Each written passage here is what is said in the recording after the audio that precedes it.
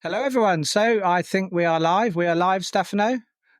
Yeah, Stefano we're is live. trolling there as normal. So let's start. So step right up, all of you over the internet, whatever time zone you've escaped from, you humans, cyborg, NAS nerds, Docker heads, and data hoarders, lovers of everything self-hosted. Welcome back to another episode. So it's another month, another excuse to procrastinate on our server maintenance we've all been planning. So, Stefano, how's it going? It's going good, man. I can't Cool. complain. Just working on the home lab, trying to solve some issues. I don't know if you remember, we talked about a dock last Oh, yeah. episode. I went to go buy one and was scammed on eBay, and so now I can't use it. So got to deal with the repercussions there and stuff. What about for you? Yeah, I'm pretty good, thanks. But let's just say a big shout out to everyone in the live chat. You know, don't be shy, everyone out there. Say hi. Tell us what's on your home lab bench today. But if you're watching later on replay, well, you just have to imagine, I guess, all the witty comments flying by. So, Yeah. because I don't think they show up on replay. Now, I just want to apologize to everyone if you can hear something strange in the background at the moment. Across the street, they've decided to, in the building across the street, test the fire alarm. So Stefano says he can't hear it, but it normally takes 2 or 3 minutes. So hopefully that will clear up in a moment. I think I can hear it now. You Yeah, mentioned it's it very, again. very annoying. I just want to ask everyone if they can actually hear me in the chat, if my and Stefano's volumes seem okay. And hi there, Marcus. Marcus has joined us. Great to have you here, Marcus. Hopefully the volume is loud and clear. Excellent. Anyway, so I think what he's have talking I about been the up alarm. to? It is there's a school across the road, and it's going away. The first time I ever heard it, it sounded like an air raid siren. I thought I had to kind of run under the table and get ready for some bombs to drop or something. Oh man, Ed, do you guys sounds have like it's ice cream stopped trucks? now. So, do you have ice cream trucks in the UK? We do, yeah. Yeah, so I mean, you could have just lied to us all and been like, "Oh, it's an ice cream truck," and that's the siren. Wow, pretty horrible ice cream truck that would be. Anyway, so guys, I've just made it back from Japan. Now, it was a great trip. The return, not really quite so great. 3 flights, 22 hours of travel, and a little detour through Shanghai Airport, which honestly, to be honest, it felt like a military boot camp. It was like, stand there, no, not there, turn around faster. To be honest, I thought they were going to recruit me into the army before I got my next flight. And just when I thought things couldn't get worse, got home, got food poisoning, which then turned into a lovely secondary infection, which swelled my face up so badly that I worried doing this podcast, Warner Brothers might copyright strike me for looking too much like Sloth from the Goonies. But anyway, it's gone down now, so I was able to do the show. The meds have all kicked in, and I'm here. So unless Stefano decides to bail on me, which I thought he was going to earlier, because he had a bit of a time constraint, but I think you're all right now, Stefano, aren't you? Yep, we can thank the weather for changing so rapidly. Yeah, so we're not going to have to cut the show short too much. So anyway, welcome everyone. Let's just see who's in the chat. We got Fugazi. Did you make that dashboard yet, Stefano? No, I did not. No, Stefano has not. He lied. I'm a big fat liar. Look, man, in my defense, I finally stopped playing Tarkov, okay? I bought Space Marine 2. I've been playing the hell out of it. And then, out of nowhere, Oblivion Remaster dropped. So what am I supposed to do? Honestly. Yeah, well, you got a little bit of an excuse there, Stefano. We'll let you off a bit there. Thank you. So, anyway, shall we unleash the nerdy goodness then, Stefano? Yeah. Does I have to take my pants off, or how does this work? Stefano, I always tell you, you got to behave yourself. Family approved. Okay, sorry. Anyway, so let's kick it off. Basically, probably what everyone's been waiting for is Unraid 7.1. The stable release, it should be landing any day now. Right now, I think we're at RC4, aren't we, Stefano? Is it RC4? That sounds right. And we've got some great stuff in 7.1. The headline for me, probably a lot of you watching, is importing foreign ZFS pools. So if you've been thinking about jumping ship from something like TrueNAS, or if you're one of those poor souls wrestling with Synology's drive policies, maybe it's a good time to jump ship now, but more on Synology later on. But this is definitely going to make migrations much, much easier. And also, for you hardware tinkerers, Battlemage GPU support is landed. So I think card-wise with the Battlemage cards, what have we got, Stefano? Is it the B580 and the B570 are out? Yep. I think there's like a rumoured, is it the B770 is rumoured to be released, a much more powerful card with, I think, either 16 or 24 gigs of RAM, but it's still MIA. That's what I hear. I know that right now a big complaint is that 12 gigabytes or 16 gigs is not enough. NVIDIA thinks it is, but obviously we know it's not in real life. So it'd be really cool if they do release like a 24 gig version. A 24 gig would be super good. Yeah, definitely. But we haven't seen it yet. When Intel, they're just teasing us at this point. I think the real battle mage is just patience, isn't it? Really? Yeah, and there's a lot of other issues going on politically as well that may interfere. Yeah, well, we're not going to talk about politics today. Yeah. We'll leave it at politics. And just to mention as well, other Unraid news, the Unraid plugin system is coming in 7.2. Like, this is going to be a game changer really for developers and people like us who like tweaking things. But we're going to save that really for diving into when 7.2 gets a little closer. But you can check out the talk if you've got the Unraid Digest. There's a link there where you can actually watch the announcement all about that and how to use it. So check that out, guys. Okay, just checking the chat. Oh, and anyone who missed it last month when we said about the Wi-Fi support and the VM graphics improvements like VirGL, they're also in 7.1. So I was wondering as well, anyone in the chat, anyone using Wi-Fi support at all? Let us know. And if you are, let us know what you're using it for and why. Yeah, what? So, I mean, I could kind of make maybe like some inferences because a long time ago, back in like 2010, we, when we were mining Bitcoin in the early days, we were using so much power with our miners, we actually couldn't keep one of our servers, our nodes, our Bitcoin nodes, plugged in anywhere on that side of the apartment because we were overloading the circuits, right? So we actually had to move the server on the other side of the house with a Wi-Fi and then have it on a Wi-Fi adapter so that way it could still access the internet. But I don't know, like, aside from like an extreme scenario like that, I'm not sure why anyone would use Wi-Fi for their Unraid server. I've actually been using Wi-Fi for my Unraid servers sometimes, for testing, or for real life? For testing, really, because if you see behind me there, I've got that other desk behind me. Yeah. But all my network stuff is really on this side. I have got a little network switch underneath with a few wires, but it's such a hassle to plug wires in. So I've got a little USB Wi-Fi adapter. So when I move the servers over there and I'm kind of fitting in a graphics card, I want to just fire it up and check it's recognized before I put it back in the rack and find that it isn't or something. I can plug that in the front, connect by Wi-Fi, get into the GUI, have a look.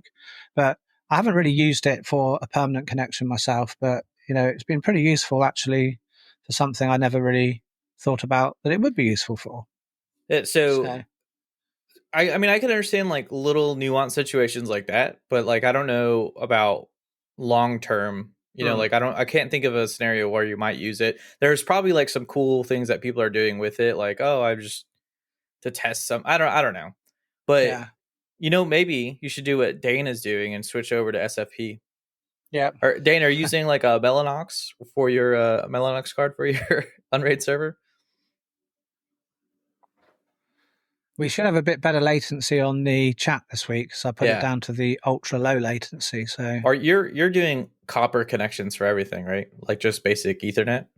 Yeah. I'm just using Cat6. Yeah, same here. Yeah, 2.5 gig I've got on my network. Nice. So I've managed to go beyond beyond the 1 gig now, and Yeah.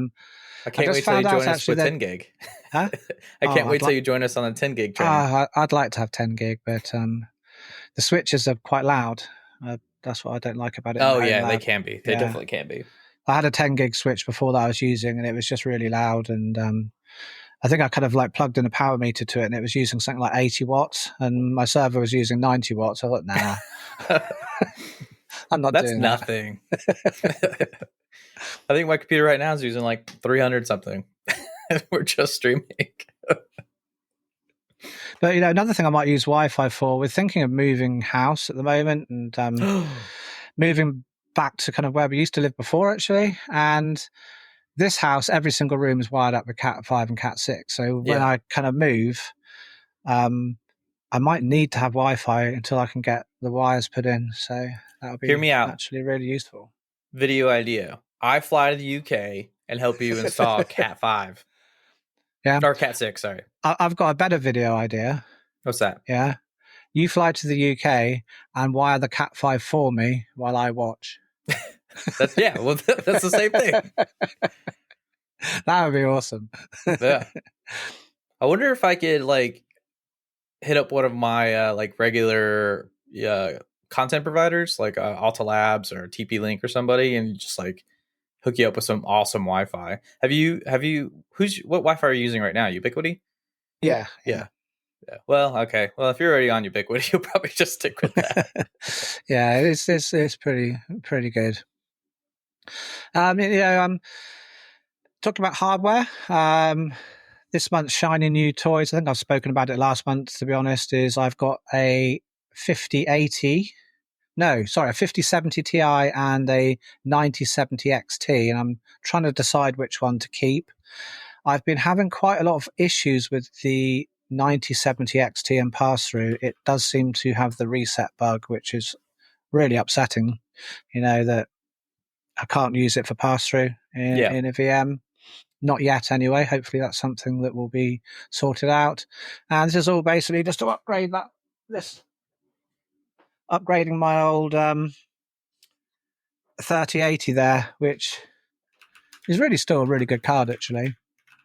But speaking of GPUs, I've heard there's a new GPU being released any day now from AMD, which is the RX 9070 GRE, and that's launching on May the 8th. And it's China only for now, but if history tells us things, it might not stay that way. So I'm not sure if any of you out there remember there was another GPU called the 7900 GRE, and that was back in 2023, and that was China only as well. But it did make its way slowly to resellers and system builders, and it had really good reputation of like being really good bang for buck, and it was a winner for a lot of people. So the 9070 GRE looks like it's going to follow the same kind of playbook. It's got 12 gigs of RAM, a few less stream processors, but it's going to be only $370. So Oh. a really nice mid-tier card. So I'm really hoping it does get a Western release sooner rather than later. Otherwise, we're all going to have to be stalking eBay for those grey market So I imports. do have I have two questions actually. Mm-hmm. One goes back to the previous topic about you moving. So, Yeah. and this is a big concern for me. So if I come visit you, we have to be in walking distance of a pub because where you live now is great. Stefano, you're going to love it. Yeah. Yeah. It's in a village and there's an old pub, and the house is actually joined onto the old pub. It's like, so I can literally walk out my front door and then kind of go out the front gate and then go there. Then I'll be into the pub. All right. Let me know when you move. I'll be there. It's even closer for you. Yeah, it is. It's perfect. It means we can stay later and everything. Yeah, it should be pretty cool. Okay. So yeah, the second question, and this is serious. Uh-huh. So I'm not too familiar with AMD graphics cards, and okay. I think the 970 GRE has fewer stream processors. Is that the same thing as NVIDIA's encoding units? No, I think it's basically just more like the kind of like CUDA in NVIDIA, as far as I'm aware. Okay. Yeah. So it's Does there's that. do AMD graphics cards like have dedicated encoders or Yeah, they do, I okay? believe. Yeah, yeah. But of course, all of that's way too pedestrian for Mister Mister 4090 over there. Stefano's not stepping down to a mid-tier card unless it Nope. makes his morning coffee and mines Bitcoin while he's gaming. Yep. 100%. And you can't mine Bitcoin on graphics cards anymore, so highly Wow, unlikely. you know. So anyway, you guys in the audience, I don't know if anyone's ever imported a GPU or you'd ever consider getting like the GRE model if the price is right. Drop it in the chat. Love hearing about your questionable eBay purchases. In this case, wouldn't it like make more sense if it's $379 for the 9070 GRE, right? It would make more sense to just get the Intel Battle Mage because it'd still be cheaper. And you'd still get 12 gigs of VRAM. Yeah, yeah. I think the Intel cards are pretty good mid tier cards. Yeah. So I just Justice has just said I have an unrelated question to folder view 2 as it was not supported by Unraid 7. Has this changed now? Just check the App Store. Thanks for your comments. The folder view 2 is for Unraid 7 and above. I believe it was the original folder view that wasn't supported in 7. So this one I think came out on the 13th of April, so it's been out a couple of weeks. Another developer's picked it up and is continuing it. And for those of you who don't know what the folder view 2 is, your Docker containers, like say you've got Nextcloud all-in-one, for instance, which has, I don't know, kind of 5, 6, 7, 8 different containers. You can group them all and have one icon for it. So you can have like Nextcloud and then you can expand that. So it's just like a folder where you can put different Docker containers or VMs into. So you can have all of your media containers in one, all of your R's in another, or your downloaders in another. So people who have got pages and pages of containers on their Docker tab, you can actually kind of group them up and organize them a little bit. And you can choose your own icons for the groups and that kind of thing. So that's what that is for those of you guys who haven't seen that before. That's me. I haven't seen it before. Anyway, I want to talk about graphics cards, I'm afraid, Stefano, a bit Okay, more. let's talk. Because like I say, I went to Japan recently. Yes. And when I was there, I went all around Japan, lots of different kind of cities. But Tokyo, I went to Akaribara, I think is how you pronounce it, which is the kind of electronic center of Tokyo. I'm I gonna thought it was going to be food related. I'm gonna share my screen in a moment and try and show you guys some photos. But they've got the most awesome computer stores there that are like 8 stories high, and just each floor has got kind of different things. Like one floor is just like motherboards, another one just like CPUs, another bit you can just buy like Apple products and cases, everything you can ever think of, just like every CPU you can think of, GPUs, all of them. Like, I've been complaining for months about how hard it is to get hold of my 5070 Ti and the AMD card as well. Well, it's like a builder's paradise there. Every single card you can just see straight away. So I'm going to try and share my screen with you guys. I'm going to show you some photos of some things that I think are pretty cool. In fact, what I'm going to do, I'm going to show you something first. Yeah, I think this is the most cool CPU cooler I think I've ever seen in my life. Like, maybe there've been things like this before, I don't know. But it basically has a little screen on it that plays video, and they love their anime in Japan, and this is like an anime themed computer, and it's got like kind of anime video playing in the CPU cooler. So I'm going to try and play that for you if I can.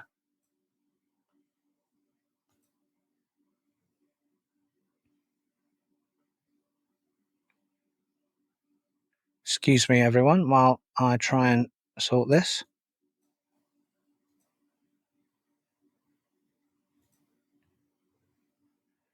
Oh, it's a lot bigger than I thought it would be.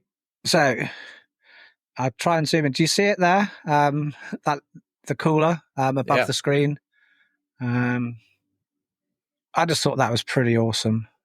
Yeah, we have those, but I think the screens are smaller usually. Like that's huge. It's just I couldn't believe it when I saw it there. Yeah, You know, I thought that was pretty awesome myself. it is awesome. I kind of want one, but I don't ever know. Like I wouldn't be able to stick to a single thing because it's just like Oh, essentially just a video on loop, right? yeah, And I wonder like yeah. how many like different videos you could play on loop. I'm not sure. I wonder where the video actually comes from. I'm assuming it must be kind of onboard Oh, that's a good storage of the point. app. Because does it only start when the OS starts, or has it got its own? It was very difficult to find out anything about it. I said, I was going to buy one if they sold them, but they said you had to buy the whole system. And one moment while I show Who you. do they think they are? Newegg? Newegg does that stuff. Oh, you So want this thing? Buy this a whole other thing that you don't need. I'm going to try and share some photos here. So that's how much the computer cost, yeah, in Japanese yen, for that computer with the screen, and that's $4,000. So I Oh, didn't buy it, but it was pretty cool. it looks like it's Um, on sale too. so anyway, there's just graphics cards on the shelves, like a whole bunch of 5070s. That's crazy. I'm going to just go. I'm sorry, these photos aren't in order. That was a little kind of like retro gaming bar where you just go in and have a little drink, and they've got kind of retro games you can play. They come and give you like a little Game Boy and things like that. It's just a really nice chilled out bar. I really So that was enjoyed like it there. basically heaven for you because you love retro It was. games. I love retro gaming. Yeah. Yeah, hence the name Space Invader One. My Yeah, channel never was would have made originally that going to be connection. about retro gaming, but it pivoted. That's back inside the computer store again. That's kind of one of the floors. You're going to see how Wow. much stuff there you can actually buy. It's just absolutely insane. Um, Unfortunately, I didn't take very many photographs. Most of what I did was just video. I kind of wore like a GoPro on a lot of this. I've got a lot of video footage, but not so many still photos, unfortunately. Oh, there's like a car. Is that like I think Obviously, that's a Subaru BRZ maybe. yeah. I'd just come back from. You can go and do these. They have like a car meetup at what's basically a service station in Japan, Mm-hmm. on the motorway, and you just get literally probably hundreds of custom Japanese cars and even other supercars as well. There's like Lamborghinis there and custom trucks and lots of GTRs, Nissan GTRs. Like custom trucks. That's a first. I don't think I've because like in Asia, like trucks are more like utility vehicles, right? So they don't actually Yeah. like in the United This was States like we a drive big them. kind of like US style truck, and the doors opened upwards, Oh and no it had lots of way! bling on the wheels and like lights, and it was really awesome. I gotta see that because like here in the U.S. People drive trucks as like more like a luxury vehicle, Yeah. and so it would be interesting to see them blinged out like that. Here's like kind of in some of they have like retro gaming shops where you can just buy all sorts of retro gaming stuff. I got a whole bunch of things that I kind of bought when I was there. Nice. How's your Japanese? Are you well Oh, my versed in Japanese Japanese? is really bad. Just like I my kept I English. kept trying to I kept trying to say thank you all the time, and it's like arigato grasima or something, and I would always kind of like say it, and I could see like the taxi drivers and stuff kind of like laugh a little bit, but Yeah. I think they did appreciate I did try. Yeah.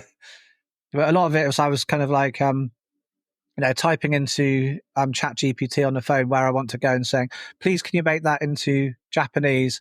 Then I'd like show it to the taxi driver where I wanted to go.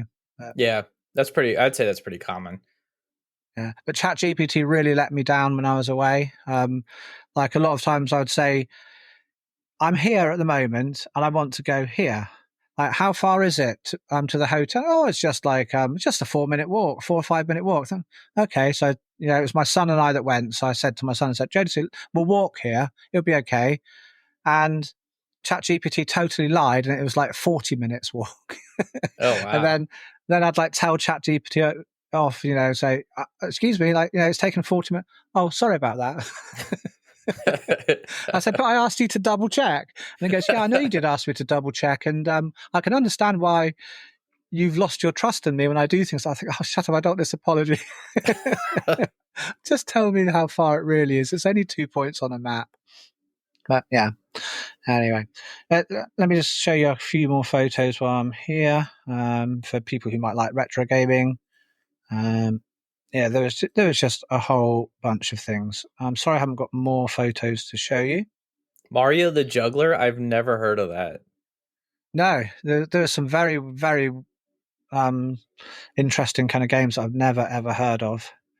There's your GPU look, Stefano. Yeah. Um, Is that like not sure how much that is. I don't know. It looks like those numbers are so large. I'm like, is that like $3,000 for a 4090? I think I worked out when I was there. I think it was about 2,000 or something. I'm not sure. Golly. I'm going to find out how much that is. Give me one moment. It's crazy seeing just the vast number of electronics available. Because like I remember at one point you could walk into Best Buy, the shelves were full of graphics cards, full of power supplies and computer cases and accessories, and now it's just like it looks like the stores have been robbed or ransacked for their goods. I mean, just everything's a mess. They have virtually no stock. They don't even bother locking the cages anymore because they have nothing to protect. It's just like, what happened to us? But this graphics card actually 2,600 US. Wow. So if you're a tourist, you do get the tax off, but that is pretty expensive.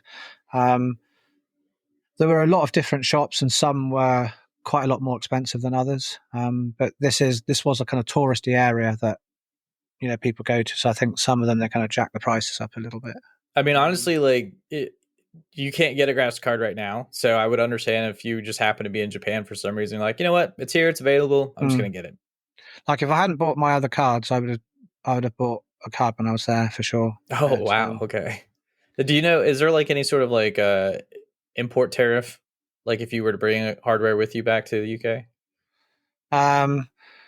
Probably officially, but Well, I know you didn't, but I'm just curious because like when I came to visit you, I was worried about like I had all these electronics with me, and I was worried about them being like, hey, why are you importing this into the country? I think if you bought like a $2,000 graphics card back into the UK, you really should go in. I've got something to declare.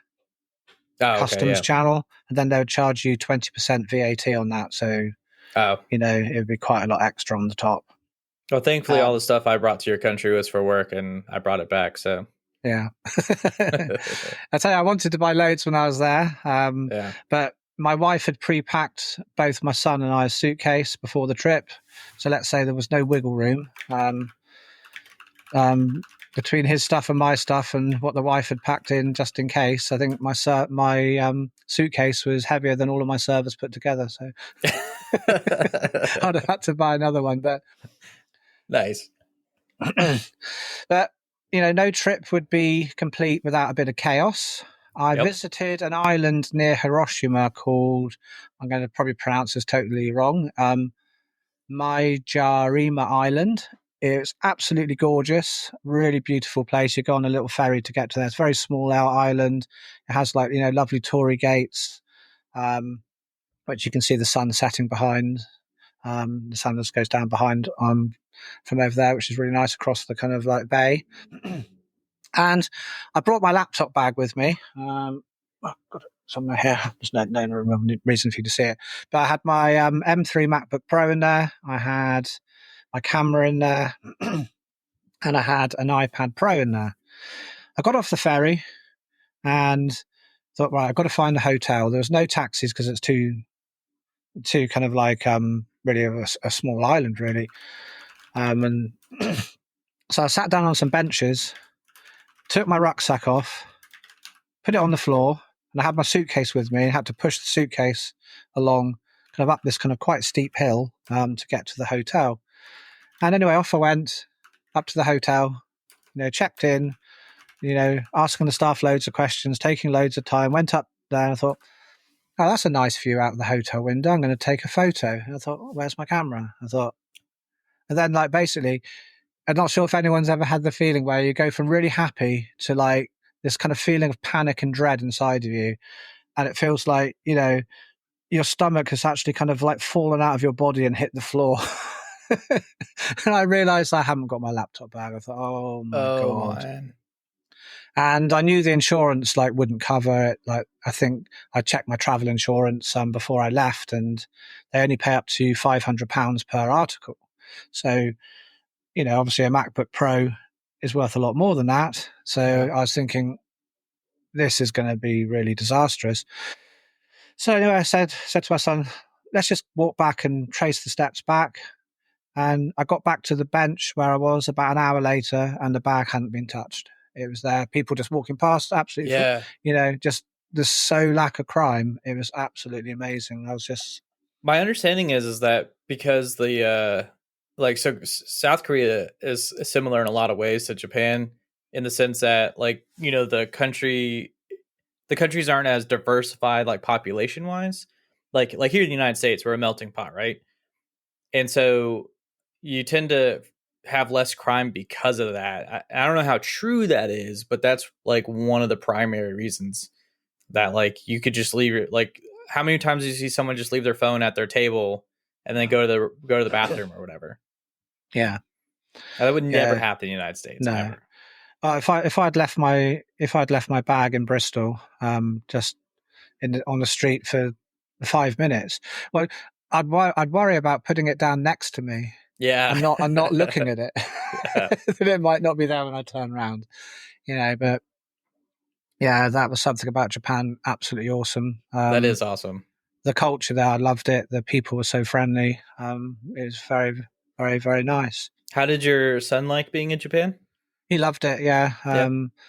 He loves the car culture, and he's quite into cars. So that was kind of his favourite bit, I think, when we went to the car thing. But yeah, he really enjoyed going there.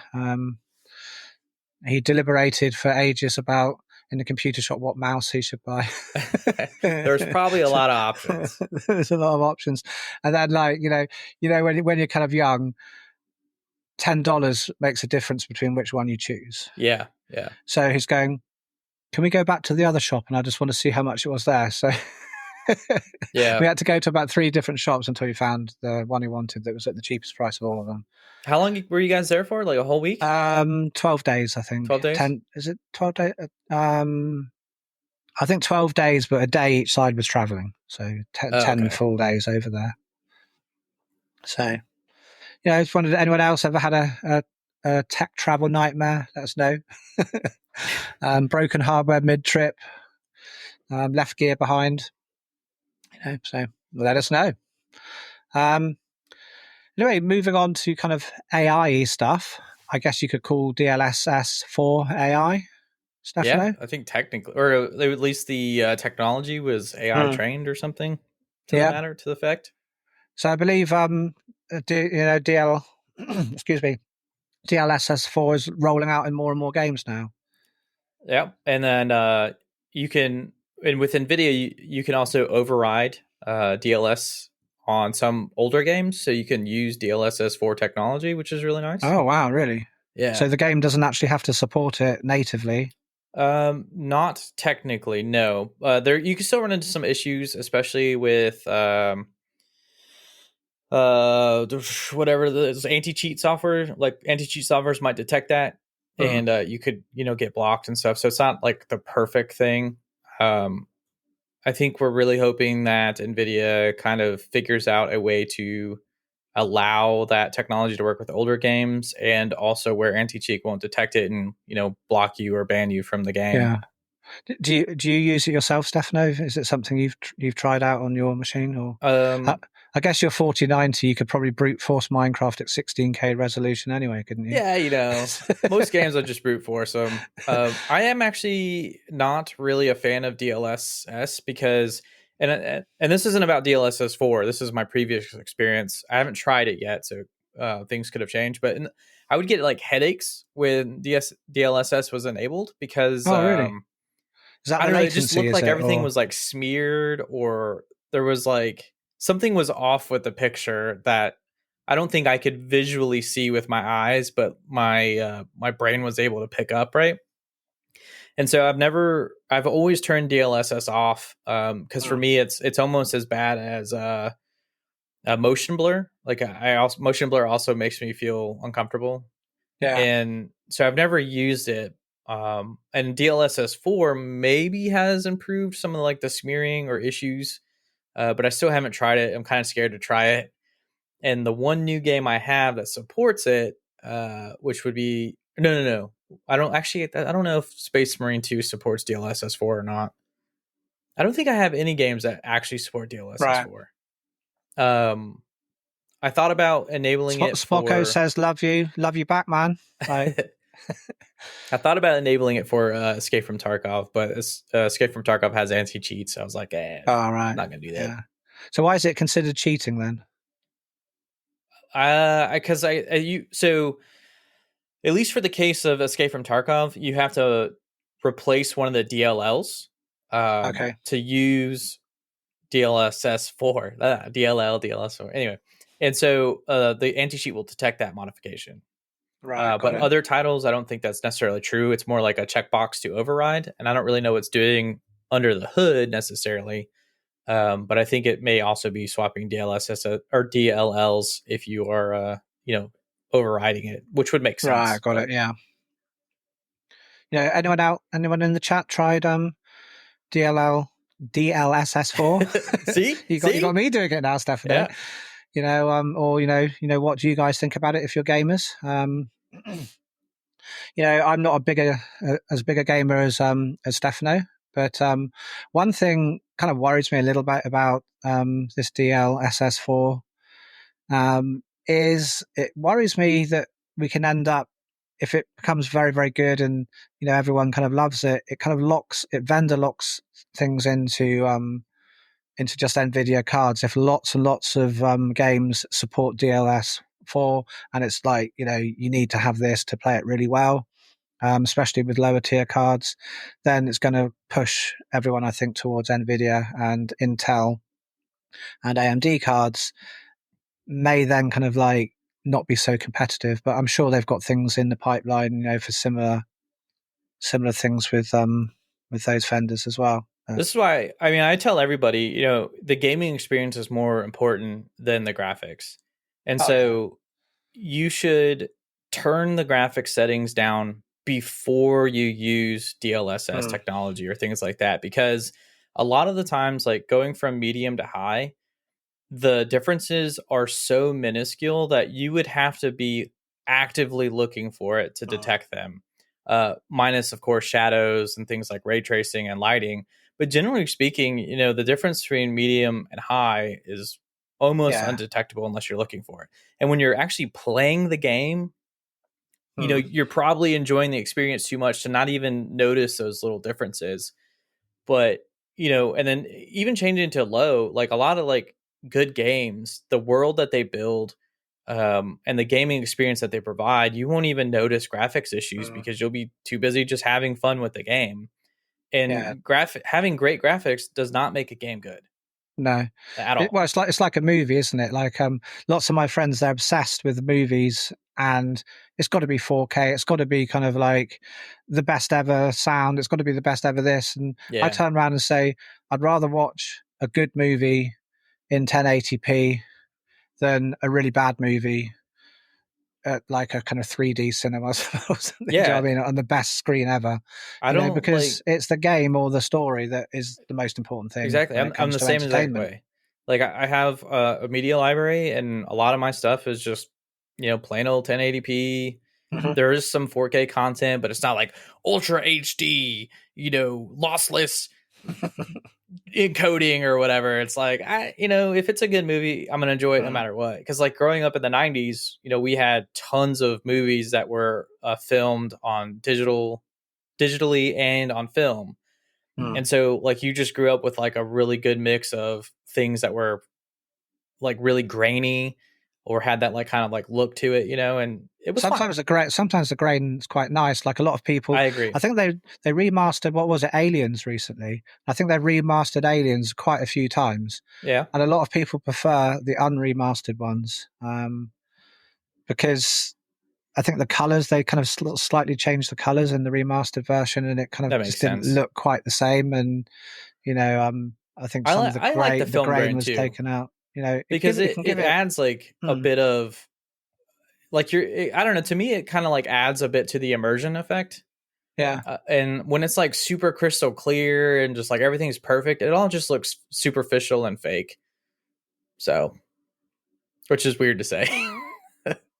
Uh-oh, did you lose power? Did I lose The power? stream should What still be happened? going. Is the stream still going? Are you still there, Oh everyone? no. Oh, Bessie. Is it just me now? That's not good. I can see you, I have Stefano. no idea if Ed is here, and I have no idea if I'm here. Hello, Stefano. All right, looks like I am going to be carrying the show. I'm pretty sure I'm still live.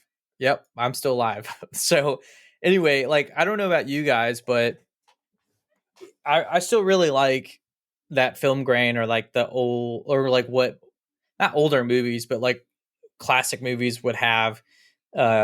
Even the imperfections in the film, or even in the digital recordings, like added a lot to the show, or to the movie, in my opinion. And when it's like too real, it almost takes away from that like immersion, or that sense that I get of like connecting with the movie and stuff. So I haven't seen the new Alien remasters, because I have the original ones and I still watch those to this day. I have no desire, I guess, to get like more fidelity out of those movies, because I think they were filmed really good.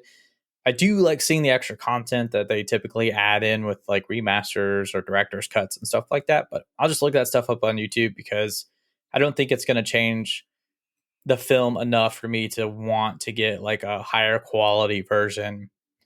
Um, so anyway, so I guess we'll move on to talking about the Synology hard drive controversy. Thanks, Marcus. Thanks for confirming that I'm actually here, because it would be really awkward if for like the next 30 minutes I'm just sitting here talking to the camera and it's like, well, I look like I'm live to myself, but I have no idea. So you guys have all left and I'm just like rambling on, going through the rest of the show. Oh, that would be terrible. Hopefully Ed gets back in here. I'm just gonna, I guess, continue on without him, and we'll probably circle back if we need to about anything. So one of the things Ed wanted to talk about was the Synology hard drive controversy. Obviously, this is a big deal for everyone, because no one likes having to buy specific parts for their hardware, right? And in this day and age, like it's 2025, right? It makes a lot less sense to be vendor locked to specific hardware. Like Dell has done this for a long time, where like if you buy an Intel SFP plus NIC for your Unraid server, and you didn't buy it from Dell, he did anger the DLSS gods. That's revenge. See, this is why I don't say anything bad. You'd have to buy their vendor or Dell's version, so that way your fan speed wouldn't ramp to 100%. But what's the difference between an Intel X540 that you bought from Intel or a third party vendor and Dell's? Literally nothing. They're exactly the same, except for whatever little firmware thing they may have done. And that's just ridiculous. But from a business side, I almost understand where Synology is coming from, because they're trying to maybe not break, but better support the enterprise, and to guarantee certain features, or guarantee like, hey, when you buy a Synology product and you buy our drives, we guarantee that these features are going to work. We guarantee that these things are going to Hello, happen. Welcome Stefano. back, Can you Ed. hear me? Oh, Yes, that was sir. strange. I could see and hear you all of the time. You were still in my Riverside. Yeah. You were still there. That was very, very strange. I don't know what happened then. So I went out the studio and came back in, and then you could hear me. So I was kind of laughing along to to what you were saying, and anyway, I'm glad to be back. Sorry about that, everyone. Yeah, I think Spoko was The right. I joys of think you being just live. made the DLSS gods angry with your I know. AMD and Intel talk. I'm very sorry, DLSS gods. I promise to behave myself. Please don't cut me off again. I won't say anything bad. But thank you very much, Stefano, for taking hold of the slack whilst I stepped out there. No worries. So what are we talking about then, Stefano? Synology? Yeah, we're dunking on Synology. Right. Good old vendor lock-in. And the thing Yeah. is as well, I wouldn't mind it so much if they made their own drives. But they don't. They just stick a label on someone else's drive and say you've got to use this. So to me, now this is everybody does this. Dell, this is, HP, everybody. Yeah. It's just really bad. This is my own opinion, and not the opinion of Lime Technology, but I just think it's a cash grab, in my opinion. Nothing else. It doesn't benefit the consumer at all. I really don't like it how it seems more and more nowadays you can buy a product, you pay full price for the product, but you only kind of almost get renters' rights. So it's like buying a house, but you're not allowed to do anything with the house like you're renting a property. That's how it feels to me. You're not really owning it. If I buy something, I can do what I want with it. And so that's why I love Unraid, because I can use whatever hard drives I want, whatever CPU I want. And I guess that's why a lot of us, we like to build our own servers, so we're not locked in with hardware vendors. But I was playing devil's advocate while you were away and saying like how this could make sense from a business perspective. Well, yeah, because they make more money, Stefano. They obviously are going to make more money, but I kind of imagine, the Dells of the world, if you're offering tier 1 support, like on-site support for your products, you want to be able to guarantee like, hey, this stuff, if you buy this specific brand from us, all the features will work, the warranty will work, things like that. But I'm going to stop you there. Okay. Right. What car do you drive? Tesla. Okay, so I'm not sure how Tesla's brakes work, but okay, let's say you drive a Ford. Okay. Yeah. You threw me a bit there by saying Tesla. Would you be happy? Would you be happy if you could only buy Ford brake pads? No, of course not. So I don't agree with it. What's the difference, really? I mean, and it's like a HP as well. They had a printer. I can't remember, which one it was, but if you didn't have any ink in the printer and you had to buy HP ink, you weren't able to scan. Yep. So the scanning feature, come on, man, Look, Ed, these things are terrible. Only boomers buy printers and use printers to this day. That's problem number one. Yeah, my mum, most of her life problems of my mum revolve around her printer. So yeah, I think in high school I was like, this was like 2006 era. I was like, I am never gonna buy a printer for the rest of my life, and that has basically worked out extremely well for me my entire life. If I had to use a printer, I would just pay like the 5 cents or 10 cents to print whatever I needed to, because it was far easier to let someone else have those problems than me. Yeah, but I find it useful just for printing shipping labels, to be honest, like when returning things and stuff like that. I totally get it. Yeah. I'm there. I hear you, but it's just not worth the trouble. I guess now, like, we have Brother. Do you have a Brother printer?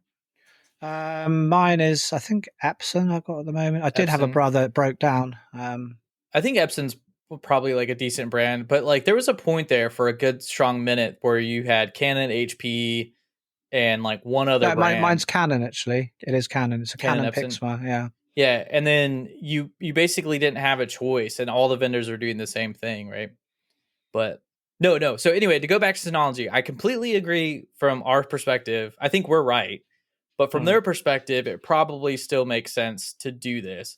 And obviously, they can charge a bunch of money like Dell does. Because have you tried buying a hard drive from Dell, like with their servers? They're like hundreds of like a 1 terabyte hard drive is like $200 in 2025. Why? Oh, because it's Dell branded and you have to use their hard drives on their servers. It's like, okay. Yeah, it's pretty crazy. Yeah, they have a lot of other hardware as well that's locked in, don't they? As well, like oh yeah, everything. I mean, graphics cards, additional network adapters. You often see CPUs like for sale on eBay. Like I'll kind of be looking for kind of Threadripper CPUs and stuff like that. Then I think, oh, that's quite cheap. And then you notice it says it's only for a Dell something, so because the CPU is actually vendor locked.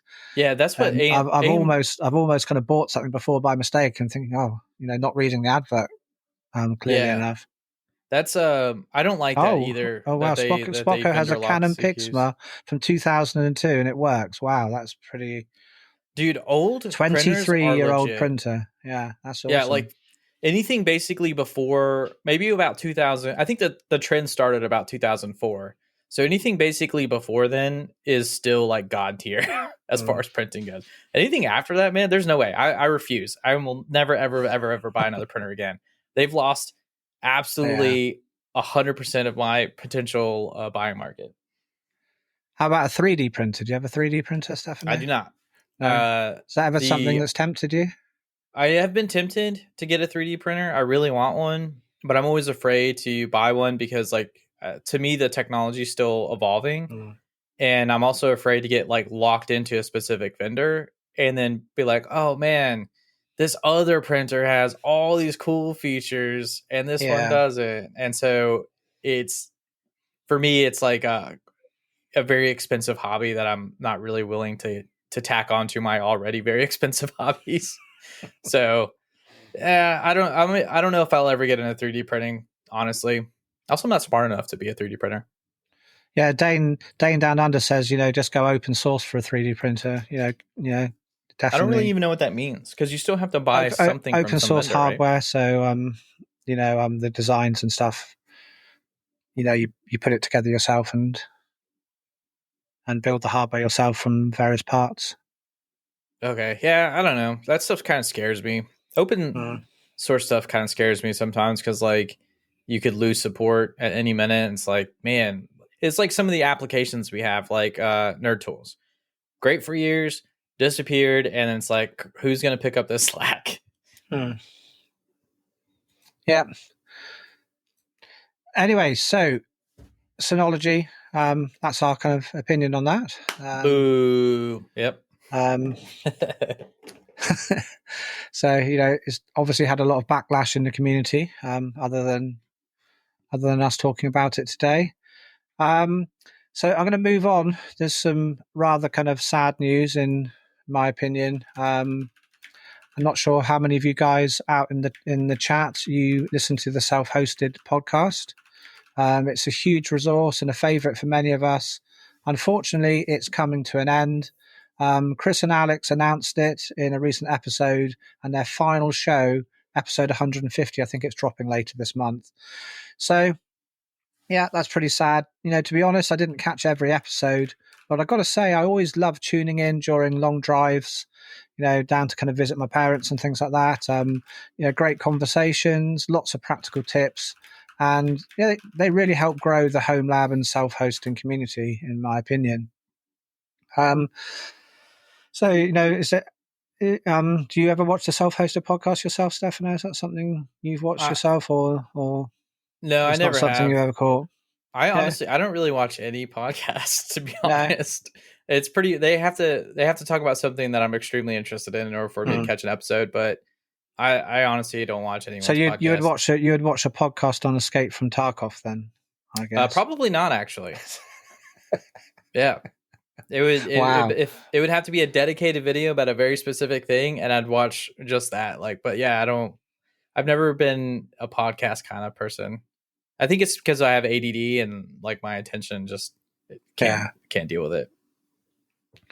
So, I know Alex from the self-hosting podcast, he's a bit of a Jellyfin fan. And talking of Jellyfin, that is our app of the month this week. And there will be a video on the Uncast show beginning of next week, all about Jellyfin, installing it, hardware, encoding, etc. So look out for that. So what media server software are you using yourself, Stefano? Are you a Jellyfin user, Plex, Yeah. MB? Yeah. Yeah. So you're 100% Jellyfin, or do you run anything else? No, 100% Jellyfin. That's it. Wow, awesome. I've been Yeah. super happy with it ever since I switched from Plex forever ago. Yeah. And I think we talked about it a little bit before. Like, I was just about to buy Plex Pass, and then they made yet another change to their policy, and I finally had enough. I was like, I'm not Hmm. doing this anymore. I'm not doing this. Yeah. Like I said before, I'm not a Plex user myself. I'm an MB user, and I run Jellyfin alongside the MB, um, basically because MB was Jellyfin originally, Yeah. and then Jellyfin was a fork of MB when it went closed source. Um, what I think might happen, I don't know what your thoughts are, Stefano, is MB's got its lifetime pass, etc., and all of those kind of things as well. I wouldn't be surprised to see in maybe kind of 6 months' time, they look and see how the land lies with, and the dust settles from the Plex price increases, and then they increase their prices but make it a little bit cheaper. Because There's they must have the same problems with funding that Plex do. Because obviously, if you buy a lifetime pass for Plex 10 years ago and you paid like $100, it's cost you $10 a year, Yeah, and you can't pay developers on $10 a year, can you? You absolutely not. know, I you have know. no problem with paying for software, but I don't. There's just, for some reason, companies just can't keep your data out of their hands and not and wanting to share it with their friends. And obviously, the only reason why they want to do that is to subsidize costs. Mhm. And it's like, and I understand, like Unraid, for example, they need to make money. They have a team of people, so I don't have a problem with paying Unraid for their licenses. But I tell you what, the day Unraid is like, oh, we're gonna start looking at how you're using our operating system and using that to help us develop software, and we might share it with your friends, but you don't know. That is the day I will drop Unraid in a heartbeat. I Yeah. promise you that. Yeah, like so, I lost trust with Plex Same. when I found out they were, not that I was a user, but when I found out they were saying, "Hey, Your friend so watched so and this. so watched this last night," and Yeah. then you read their terms and conditions, and it says, "We don't know what you're watching at all." I think, okay, Yeah, imagine something's imagine wrong like somewhere. Unraid's like, "Hey Ed, Stefano installed this container. You should check it out too." And I'll be like, "Goodbye." Hey, Stefano installed Escape from Tarkov container. They actually do have some containers, by the way, but careful, Ed. That's a whole nother topic for discussion. Anyway, like I said, I am an MB and Jellyfin user, Yeah, and I NB's just great. wondered, like, how many of you guys out there are thinking of maybe jumping across to Jellyfin, because it's the only open source, I think, media server that we've got. But what worries me a little bit is, do you remember Cody at all, Stefano? Yeah, Yeah. yeah, So I'm sure everyone in the chat remembers Cody as well. It's just like a media player. It's not the same as kind of Plex MB Jellyfin that will stream, but it's just a dedicated player on a piece of hardware. But basically, because of the plugins that people used to kind of stream things on it, so Kodi becoming like a streaming device to stream, copyrighted material, and you could buy like Kodi boxes and stuff on Amazon and eBay and all sorts of things like that. That although it wasn't like illegal to run Kodi and to develop Kodi, and they didn't actually get it taken down, it kind of got soft banned, didn't it? Like yeah. if you type, I think even if you do it today, if you start typing Kodi into Google, it won't auto complete the word, I kind of because forgot Cody existed, to be they honest. literally got told, they told Google, the kind of movie people, you've got to kind of stop this from happening.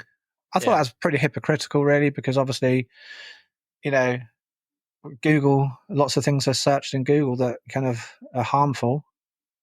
And it seems that they kind of pick and choose what they'll enforce things for one, while they kind of do exactly the same.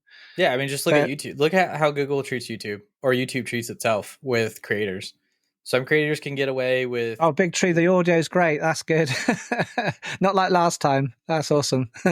good, but like, yeah, I mean, it kind of sucks. Like they can pick and choose when to apply their rules.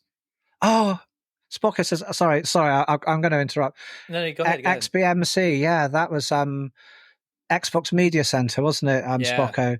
I remember I modded my Xbox and installed that on. That was like must be kind of 2002 or something, man, or the original 2003. Xbox was a game changer. I've still got my original Xbox, the one I had when I was young. Did you install Linux on it so you could get even more features out of it? I didn't, to be honest. No, I Oh man, I modded it and put a hard drive in for yeah, certain reasons. Um, yeah, yeah, but it was great, you know. Yeah, that was Kodi originally. Then I think they changed the name about 2014. I think they dropped the name and then changed it to Kodi to be not kind of like associated with Xbox. I'm not sure if they were kind of made to drop the name because it was too similar to yeah. I don't know. Xbox, or I maybe just usually, because it went cross-platform. I don't know. oh yeah, I don't know either. I can't speak to any of that. Normally, with like the only reason why I stuck with Plex for so long is because I like to see what the competitors are doing and the direction they're going, Hmm. and so I personally I feel like I stuck with Plex for way too long and should have joined the Jellyfin train sooner. But now I always get worried because it's like, Plex became popular, they started charging money, and then they started becoming more and more like a business. And then, now they've gotten to the point where nobody won't trust them anymore. So we're Hmm. all leaving and we're going to Jellyfin or wherever. And it's like, how long until Jellyfin follows the same model? And it's just Well, like, what I worry about, why I kind of like went off on my tangent about Kodi, is that's what I worry about Jellyfin. yeah, Is are they going to get soft banned? You know, when you're a company and you've got kind of like, I'm sure Plex has got its lawyers and all kind of things like that. You know, even though Plex is used, by some users to stream things they don't own, I think it's going to be very much harder to kind of like, tackle kind of Plex and say, you can't sell this software than it would be something like Jellyfin. And just the fact seeing what happened to Kodi, I would hate to see that happen to Jellyfin. yeah. I don't know. And I don't think Jellyfin has like an official Apple TV app either. So, I think it does. Yeah, it does now. I'm pretty sure it does. oh, did they just add it? I'm still using some like I'm pretty sure it does. Yeah. I'm using somebody else's Jellyfin app. I'm looking up right now because I'm like, oh yeah, finally. Oh, maybe they did finally add one. Nice. Oh, that's desktop client. So Lightweight Cody. Dane Down Under saying he used Plex when he was using Synology and switched to Jellyfin when he started Unraid. Nice. It's funny. I was really close to getting a Synology NAS at one point, but it's hard to want to get a dedicated device like that when because Unraid's like super flexible, and I know Synology allows you to do a lot of things too. Um, but I've always like enjoyed building my own hardware. And Synology actually at one point did reach out and was asking for me to make some videos for them. But somehow like they never committed to actually sending the equipment that they said they would. And I'm kind of glad they didn't because it'd be like, hey, this is great. Oh no. They're suddenly locking everybody out of using their hard drives. Ronald is saying that he used to use, well, he said not he used to, he does use a media player called June HD and it works great for local streaming. I'm just looking that up now. I haven't heard of Dune HD. I used Um, to, when I first started streaming media to myself, I just had a laptop next to my TV and then just like the whole folder view of my media library and would just use VLC to play it. So depending on how the future goes, I might just go back to VLC streaming, to be honest. yeah. In fact, sometimes I still do use VLC. I've come to play things sometimes, and I think some things that have either Dolby Vision or HDR, sometimes I'm not sure if you've ever seen it, and the picture looks kind of green. Have you ever played a file and it looks kind of green, it has all weird colors? Um, that might Well, be yeah, me if my when I device was doesn't support HDR or something, when yeah. I was an MB on MB. I think, I don't think I haven't seen it happen for a long time now. But when that used to happen, I used to just open the Android VLC Yeah. and then just browse to the Unraid share. Take forever scrolling down through trying to find Yeah. what it was, because obviously going through a folder is much more difficult than. That's exactly how I got into Plex, because I remember it was like, as my library started to grow, as I was ripping more and more of my DVDs back then, it was like, this is becoming unmanageable. And so I finally was like, all right, I'll do Plex. And then it was a game changer. Yeah, Spocko's saying that the Apple TV Jellyfin app is kind of bad. It is a third party app. I knew it. Right? Are you sure? I'm pretty sure it is. I want to double check this because I'm sure. I think only on Apple TV. I think it's a third party app.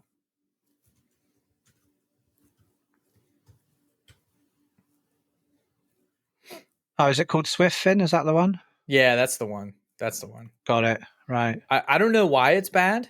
It works perfectly fine for the way I use Jellyfin, which is to just doesn't it just kind of browse. like use like it kind of wraps like the web GUI version of Jellyfin, so it's not an actual proper app. It's like I think it's just a wrapper.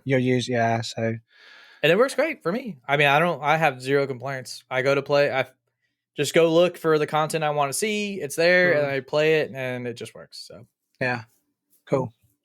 I always kind of get worried, like, how with Unraid, we'll see a lot of complaints about certain things, and it's like, what are you guys doing with your Unraid server to have this many problems? I'm always like, I've been running it for years, and it just works. Maybe I'm not doing something right. Maybe I'm just using it too, I guess, too vanilla, too basically. Maybe not enough. I don't know. Anyway, like, before we delve into kind of audience question and answers, let's talk about entertainment a moment, as we've been talking about Jellyfin. Yes. What have you been watching lately, Stefano? Anything good? You probably have never heard of it. It's not really like really big in the mainstream. It's called Last of Us 2. I just finished episode 2. Right. Okay. Hang on, everyone. Before we speak about Last of Us 2, this is a major spoiler alert, because I'm going to speak about something that happens. And if you haven't played the second game, or you haven't watched the second series yet, then please mute this for probably the next 2 or 3 minutes. So. Whoa, you got to give them a chance to find the mute button. So find the mute button, and I'm going to talk about another program. Well, we call it programs in the UK. I don't know if you do in the States. You could call it series, I think. I started to watch a couple of episodes of a show called Mobland by Guy Ritchie. I'm not sure if you've ever seen The Gentleman and Lock, Stock, Two Smoking Barrels. I've seen that. That's a great movie. He's the director of that, so it's kind of very much similar to that. Nice. And my friend Adam told me about that, and I watched the first episode the other day. It looks pretty cool. So, anyway, moving on to The Last of Us. I am actually really, really enjoying The Last of Us 2. I think they've done a fantastic job of adopting the game's atmosphere and story. But I was kind of wondering, really, how are they going to kind of like approach the second season? Because the first season was very popular, and obviously Joel was a very popular character. He's a popular actor. Yep. So I was thinking, like, in the second game, he gets killed off right at the beginning. Yep. So I was thinking, in the second season, are they going to do the same? I was kind of thinking they were probably going to set it kind of almost between the first and second game, maybe. And they weren't going to do that, because I was thinking, well, if they kill him off, they're probably going to get quite a lot of backlash. Yeah. And if they don't kill him off, they're going to get a lot of backlash. The people who love the game are going to get a lot of backlash. And to be honest, I came into it watching it going, I don't think I'm going to really like this, because they're going to kill off Joel. I don't think I'm going to really like the series after he's gone. I love both the games, but I was thinking, will I really like the series that much afterwards? And actually, I think it's actually being really awesome. And the funny thing is,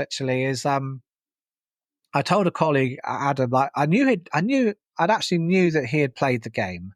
So I thought, well, he knows about Joel dying in the game. Yeah. So he had watched episode 2, and I said to him,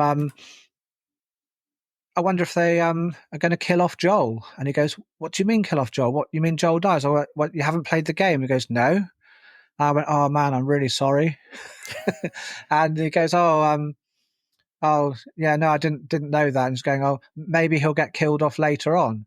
So then I went and watched episode 2, Yeah. thinking that Joel doesn't die in episode 2. So I'm still thinking maybe He gets like saved, Deus Machina in the last they're gonna change it, and like he's not gonna die, and maybe the whole series will be about those people looking for him. They never find him, and he might die right at the end of the season, kind of thing. Right. And that's how they finish the season. But yeah, so basically he psyched me out there, and That's awesome. Uno reverse card. Yeah, I think it's really great. I actually really enjoyed the 3rd episode the other day. I thought that was really awesome. And on a lighter note, I'm really looking forward to watching Andor season 2. Now, I haven't started it yet. Hold up, spoilers over? Oh yeah, spoiler over, everyone. Spoiler over. All right, I'll put it in chat. You can you can listen again. All right, Andor season like 2. I say, on a lighter note, Andor season 2. I haven't actually started watching it yet. I did try to start watching it last week, but I ended up falling asleep while watching it. Not because it's boring. That's only because I was ill. Terrible. Why would you say that? I literally went. No, I promise. It's not because it's boring. Like a couple of times last week, I actually fell asleep at my desk as well. You're working too hard, man. But yeah. More important question: did you watch Revenge of the Sith episode 3? No. In theaters. It's out in theaters. What? Yes. No.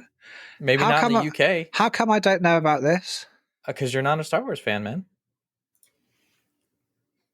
Stefano, you've seen my office room. Don't you ever say that again. I see a moon, and I don't even know. I don't see anything Star Wars related back there, buddy. Well, even just behind me, you can see the Death Star there. That's no moon. That's what you were supposed to say. Damn it! I missed that joke. Let's see. Episode 3 re-release. Is it in the UK? I don't know.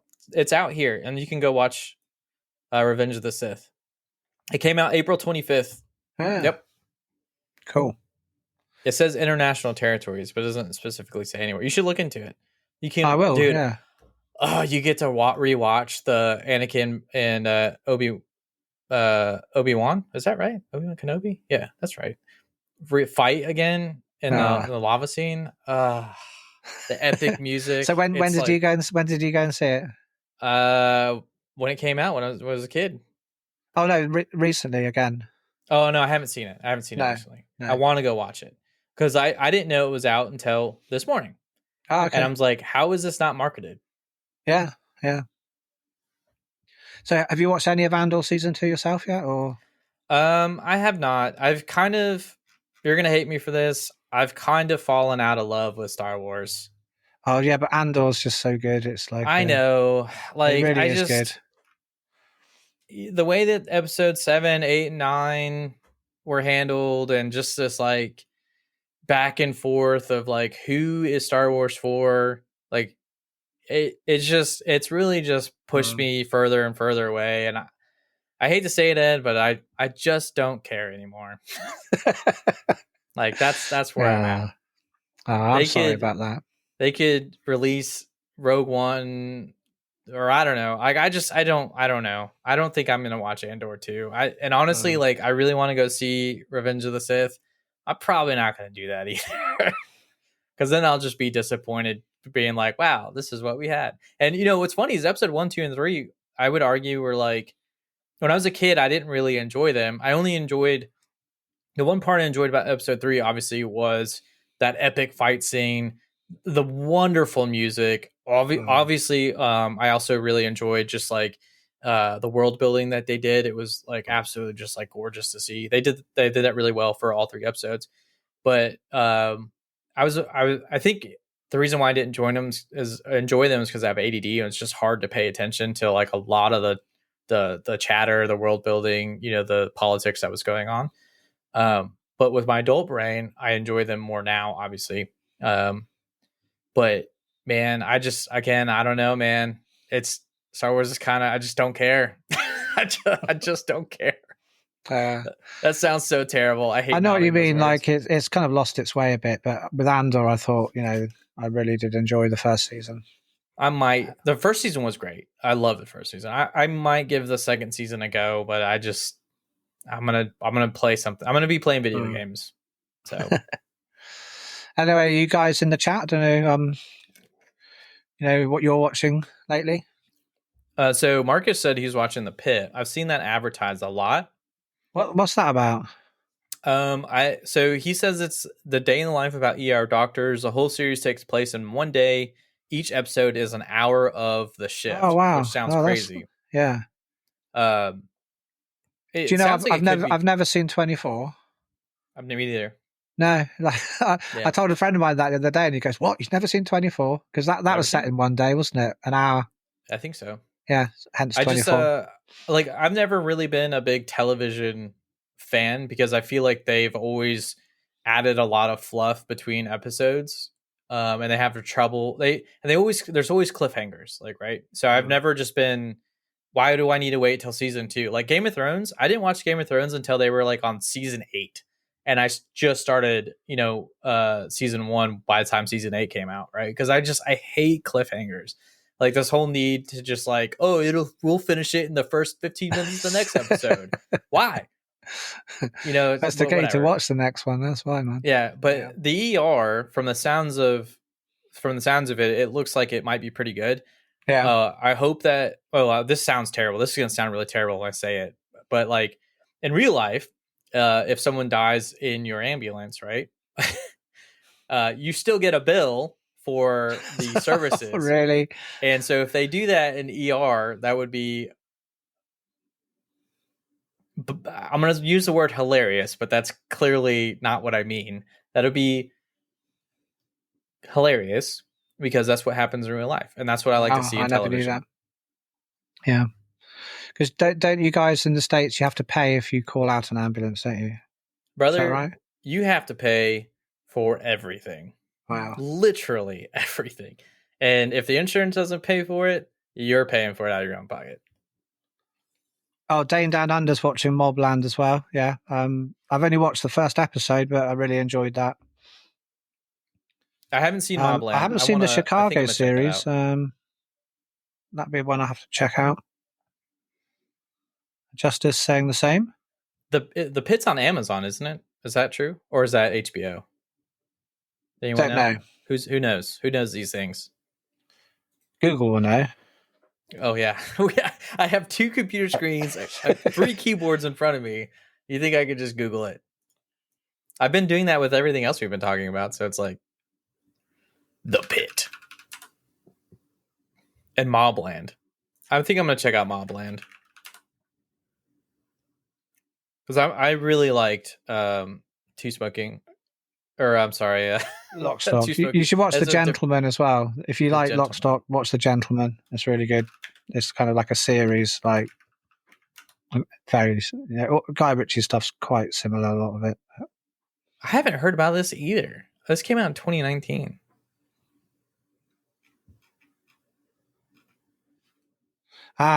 Chicago Fire, Chicago Med, Chicago PD, got it. Oh, it's Chicago series. I haven't heard. My dad watches a lot of those. He really likes them. I've never seen any of them, to be honest.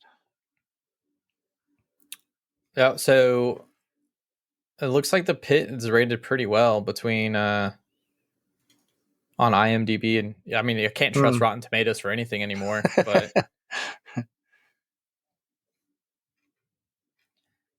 so Rotten Tomatoes is hilarious to me. I can't share my screen, but if you were to look available on Max, by the way, in the US. Okay, Max. Yeah, I've got Max. We get it through our bundled with our phone service. Ed, have you ever watched the movie The Last Action Hero? Well, Arnold Schwarzenegger. Yeah. So my personal opinion is that movie is a masterpiece. And I think IMDb rated it horribly. Oh, really? And then you look at that movie, and then you go look at a genuinely bad movie like Naruto or the Last Airbender or something, and it's like rated really well, and it's like, do you people even watch these movies? Because The Last Action Hero is great. Yeah, it's really good. Oh, Spocko is saying here he's watching, rewatching the Star Trek series in order. Awesome. Starting Next Generation. Spocko, have you ever seen Star Trek Continues? It's a fan-made series of Star Trek. It ran, I think, from 2014 to about 2017, 18. It's really, really awesome. I watched it when I traveled to Japan on the plane and stuff. I just downloaded a whole load onto my computer to watch on the plane, and it's really, really awesome. It's kind of set on the original Enterprise and just pretty much has, like, Spock, Kirk, obviously with different actors, but it's really, really well done and some great stories. I'd highly recommend checking that out if you can. I really wish when I was a kid I watched Star Trek, because I feel like I really missed out on what all the Star Trek enjoyers enjoy about Star Trek. And now I feel like I'm so far detached, so far removed from Star Trek that I won't be able to get into it. And unfortunately, I would have to take my medication to watch it, just because, like, if there's too much talking, I'm just like, so we were talking about Last of Us episode 3. I couldn't watch episode 3. I couldn't watch it because it was just, really? My brain I just couldn't focus. I mean, Right. That must be really difficult. Well. What? That must be really difficult. Yeah. And I also don't like being on my Adderall, because then I hyper focus on stuff, and it doesn't actually really allow me to enjoy the content. So right. Anyway, I think, let's start wrapping things up and open the floor to a bit of question and answer time about anything from the audience. If you guys got anything you want to ask either Stefano and I, please put it in the chat.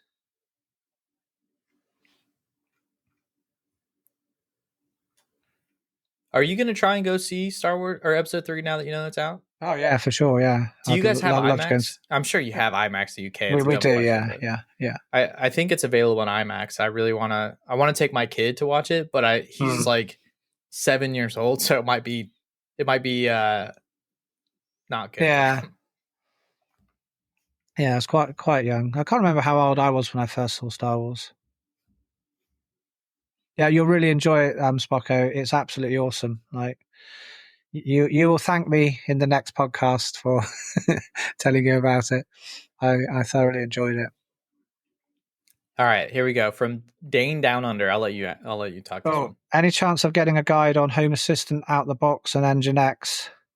I know Tailscale is an option on your phone, but leaving it on all day will drain the battery.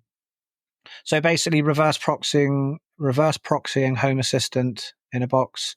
Yeah, that's something I can definitely do. It's actually pretty easy to do. You just have to, in one of the config files in Home Assistant, pretty much tell it what domain is accepted to come through. Then you just reverse proxy it to the IP address of the VM and the port, and it works really, really easily. That's what I used to do for years. Spocko said he hated Star Trek when he was a kid, and didn't like sci-fi until he was in his 30s. Wow. It's funny. I was a very terrible movie connoisseur as a child, or even TV as a child. Like, I hated things that were like everyone loved, and then when I got into high school, like, something switched in my brain, and I started to learn to enjoy things. Because I also hated Star Trek as a kid, but I hated it because it was boring. But I was so young, I didn't understand anything about the world, right? So, like, I feel bad when it's unfair to say, like, oh, I hated it because I was basically too stupid to understand it. You know what I mean? And now with my adult brain, I feel like I would enjoy it, but again, I think it would be so hard to watch. Yeah. It'd be difficult to start now, I think, without having ever seen it before. Yeah, If I'd never watched Star Trek before, I would probably start with the Next Generation The Next Generation. and kind of Maybe I'll watch give from that a there, shot. because that's kind of new enough to kind of still look kind of quite good. Like, I think if you kind of started watching maybe the original series because you'd never seen it before, you might just think, oh, this looks kind of terrible with the special effects and things like that, and it just looks a bit weird because it's very Yeah. 60s.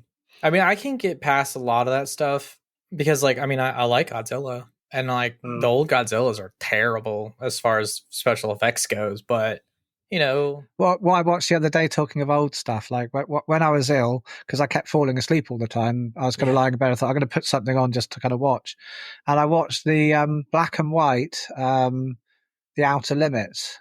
And oh some of them are actually really, really good, because I thought, well, I don't mind if I fall asleep in it and kind of miss stuff, because you just wake up and there's another one on. But some yeah, of them are actually really, really good stories. Actually, yeah, special effects were terrible, yeah, yeah. but One they're of my actually quite favorite cool. movies of all time is Attack of the 50-Foot Woman. I've never seen that. Never seen it. Terrible, terrible everything, but I love it. Mm. And I actually forced my wife to watch it with me maybe a year or two ago, and she was like, I can understand why you would like this. Not for me. Mm. You ever seen The Forbidden Planet? That's an old sci-fi I one. have not actually. That's really good. Yeah, I should add that to my list. it's actually based off a Shakespeare play, apparently. Oh well, then With yeah, then it'll be good. with the kind of id or whatever. It's a really, really good, and the special effects are pretty good for a 50s movie. Oh wow. It looks pretty good even today, I think. Hey, speaking of special effects and movies, all right, how do you feel about people using their cell phones in movies? What, like in the movie theater? No, no, like in the movie, the actors are like on their phones. Like, do you feel like being on a cell phone, like characters being on a cell phone, detracts or adds to the movie at all? I don't think either way. You say you're It pretty depends. neutral. It depends if the story requires it. So Well, that's true. That's actually a good point. So for I guess for me, obviously that I think your point's really good, but like generically speaking, there's something about seeing cell phones in movies that makes me less interested in the movie. And it's right. really hard to say why exactly that is. It's kind of weird. But I think Maybe you Hollywood, just don't like seeing people on cell phones generally.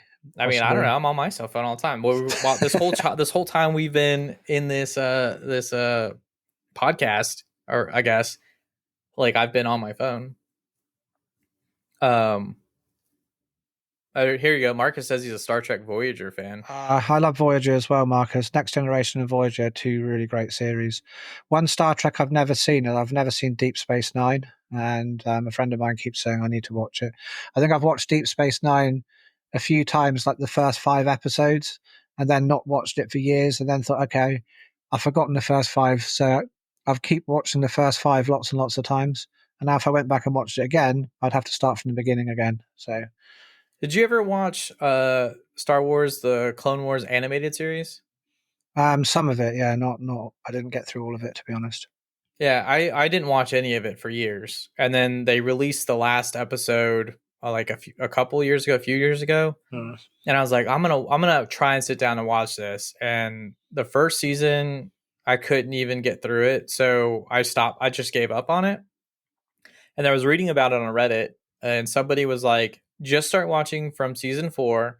It'll still be tough, but it gets better and better. And holy cow, that is probably some of the best Star Wars I've ever seen in my life.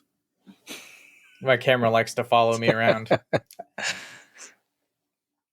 AI, Anyway, man.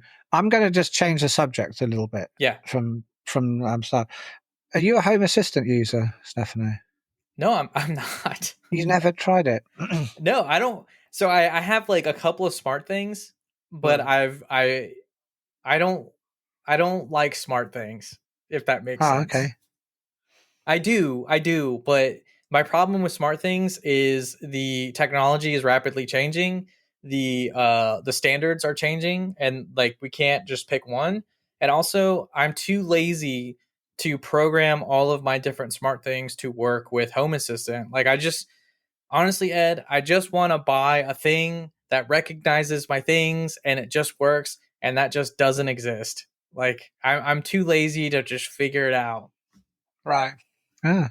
I thought, yeah, I'm surprised to hear that. I thought you were going to say, yeah, I've got like, loads of automation set up and Nope.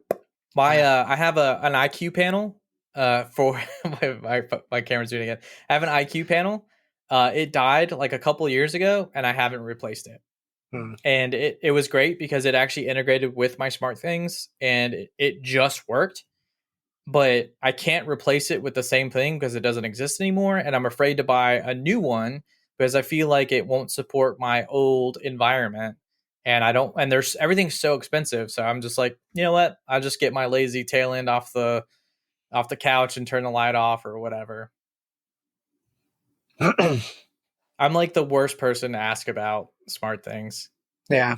Oh, must say I'm quite surprised for Yeah, a and techie also person. You haven't tried it. everything is really expensive too. So like, you know, Well, it's not, not at all. I totally disagree. well, okay, maybe it's not the stuff I've looked at. Like, Yeah. $30 for a light switch is like no, $30 for a light bulb, no, Mm. no, thank you.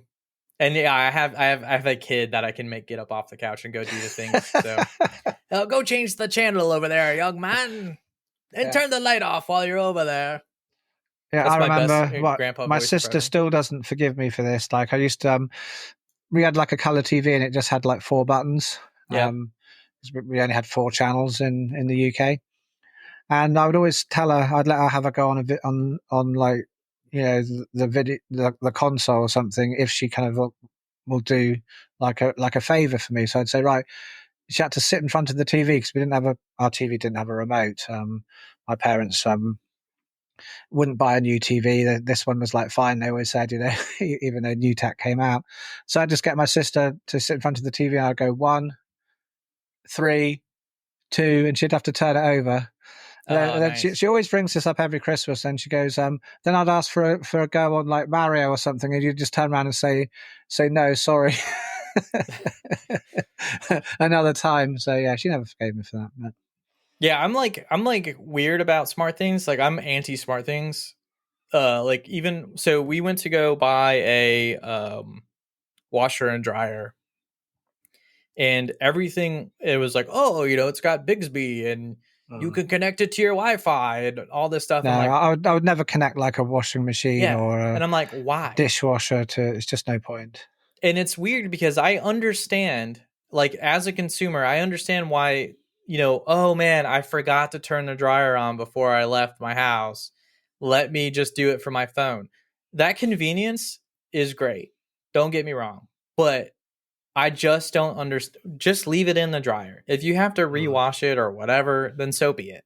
Like, it's not, why are you going to spend extra money and have the extra headache? Because the day that you need it to work, there's going to be a connection issue and it's not going to work. Yeah, Just give me a dumb dryer and washer, please. And it's like one more thing that's going to break too. what I like using a lot of Home Assistant things for is kind of maybe more kind of like weird things, I would say. So I like to kind of like set things up so if someone comes to the front door and the camera sees like movement there, it can like flash the light in my office red, because then I Yeah. know that and then I have it through certain hours to do that, and I know Yeah. that So, it's like, if you have a An package or Amazon something, right? delivery. Um, like I think you've seen my stairs when you came around to visit. That's got the kind of glass on the stairs, Yeah. and like what Home Assistant does is when it's after midnight, it changes that to red. So there's LEDs and that, and different times of the night, it's a different color. So I can know what time it is without having to kind of look at a clock. I know it's either kind of before midnight, after midnight, or kind of after 10 or Yeah. before 10, kind of things like that. And once what I used to do as well is when I was re-encoding all of my re-encoding a lot of my um, movies into H.265, and I was using I was using various different computers in the house to do that. With TDAR is I've got like solar in the house, and so that is linked into Home Assistant. And so what it would do is if the solar was kind of generating like too much and my house batteries were full, it would turn on one of the servers with a GPU on, and then it could do its transcoding. And so it was using Wow. the surplus electricity. Yeah. So all that stuff is so I didn't fascinating. I didn't have to kind of like pay to do it because of electricity being expensive here. But yeah, that's don't get kind me of the things wrong. I like it I for. love automation. All that stuff is really cool. Like what you just said, that's fascinating. Like genuinely fascinating. But I guess I'm just like something's wrong with me mentally. I'm like, it takes 2 seconds to just for me to do it. You know what I mean? Like I don't know. Yeah, I know what you mean. Like, a lot of people when they use things like Alexa and stuff, go, Alexa, turn on the light. I think I would never use things like that. I just No, don't like absolutely it. not. I'd rather Home Assistant makes a lot more sense than using like Alexa or Siri or literally other products. Like I'm there. Like I fully support Home Assistant. I think it's a great product. Everything I've ever seen anyone do with it is amazing. Like I love it. But there's just something fundamentally wrong with me, and I don't know what it No, is. there's nothing wrong with you, man. You just don't. It's just not. It's not for you, is it? Apparently not. I mean, just the idea of sitting down to set it all up, just like I'm like, Yeah. like no thanks. It is like it's a rabbit hole, and it's horrible setting it up like when you've never done it before. And I've never done it takes a before, long so it time. would be extra work.